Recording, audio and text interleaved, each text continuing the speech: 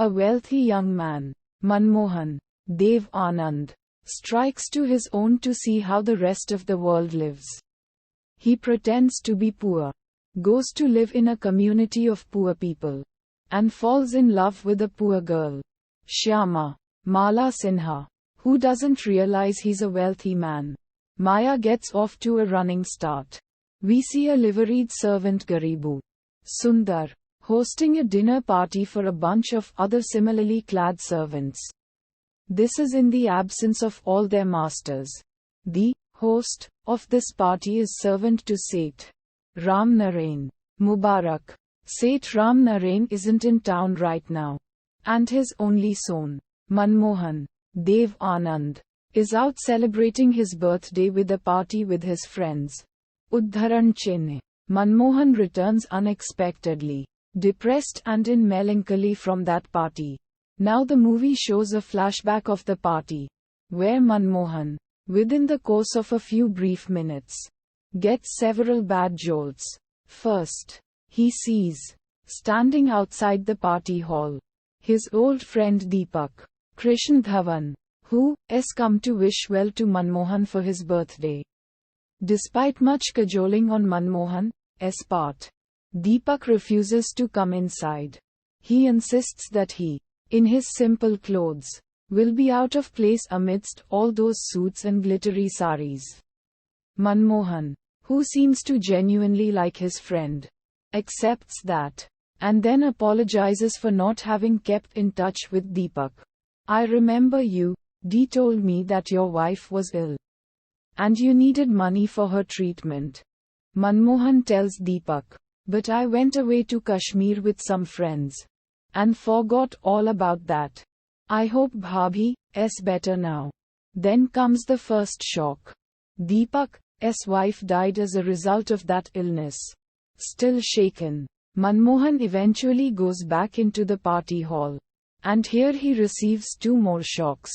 First, he hears a friend telling others that he has made friends with Manmohan in order to get a business deal through. Then Manmohan overhears his girlfriend Sheila, Bela Bose, telling another man that she only fawns on Manmohan because of his wealth. She doesn't really love him. Uddharan. A disillusioned and depressed Manmohan comes home and goes to bed.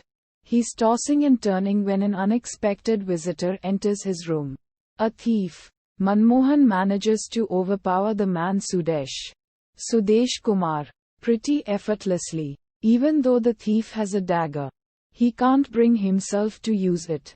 When Manmohan confronts him, he breaks down and confesses all. His name is Sudesh, and though he's a member of a gang of petty criminals, his heart's not in this work at all. He's ashamed of it, too, and begs Manmohan not to hand him over to the police. It'll break the heart of Sudesh's sister Shyama, Mala Sinha, who dotes on her brother. He tells Sudesh that he will keep mum and not hand Sudesh over to the cops, if Sudesh will help him in return. And how?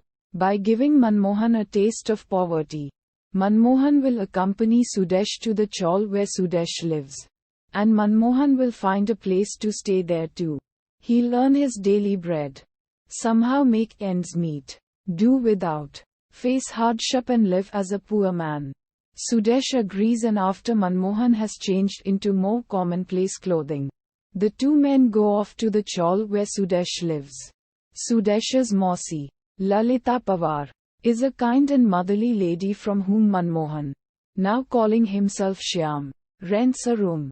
This storyline moves forward with many other characters. This movie features one person who went on to become one of Hindi cinema's greatest on-screen villains, Amjad Khan. In one scene, this boy is sharing screen space with his real-life father, Jayant. Amjad Khan was actually about 20 when the film was released. There is Banke Aga, who is a member of the same gang as Sudesh. Banke, while he's pretty street smart and not above throwing his weight around, is also a good man at heart.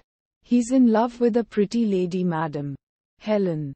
Madam also lives in the chawl, and is derisive of Banke and his repeated declarations of his love. One more character is ruthless Ranveer Jayant, who is Banke, Aga, and Sudesh's boss and heads a gang of thieves, extortionists, and worse. Also, he has an eye on Shyama for himself. When he finds that Shyama and Shyam are in love with each other, he doesn't like it and gets furious. And there is Sudesh's elder sister, Shyama, Mala Sinha. On the first night when Sudesh brings Manmohan, Shyam home, Shyama is out. Sudesh lets Shyam sleep in his own bed. And since Shyam, covered up with a sheet completely from head to toe, is lying in her brother's bed, Shyama, on arriving the next morning, thinks this is her brother. When, despite much tugging and scolding, he refuses to wake up, Shyama pours a bucketful of water over him, only to find that this is a stranger, not Sudesh. Shyama and Shyam are soon in love. Shyam finds himself a job, selling ice cream from a cart, and all is happiness, love and contentment. But there are problems lurking in the background. Shyam, after all, is really Manmohan. He's left a big mansion behind. And the owner of that big mansion, Manmohan's wealthy father, will soon be back and will wonder where his son has disappeared to. If and when he discovers Manmohan's new and humble avatar, he's not going to be very pleased. Also, Shyama's reaction when she discovers that the man she loves has been lying to her all along about his identity. All these the factors makes this movie a complete feature.